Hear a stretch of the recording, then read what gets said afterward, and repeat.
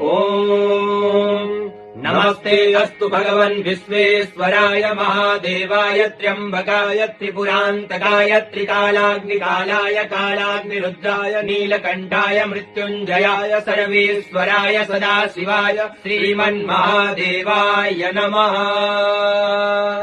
ॐ नमस्ते अस्तु भगवन् विश्वेश्वराय महादेवाय त्र्यम्बकाय त्रिपुरान्तकाय त्रिकालाग्निकालाय कालाग्निरुद्राय नीलकण्ठाय मृत्युञ्जयाय सर्वेश्वराय सदाशिवाय श्रीमन्महादेवाय नमः।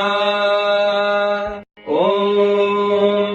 नमस्ते अस्तु भगवन् विश्वेश्वराय महादेवाय त्र्यम्बकाय त्रिपुरान्तकाय त्रिकालाग्निकालाय कालाग्निरुद्राय नीलकण्ठाय मृत्युञ्जयाय सर्वेश्वराय सदाशिवाय श्रीमन्महादेवाय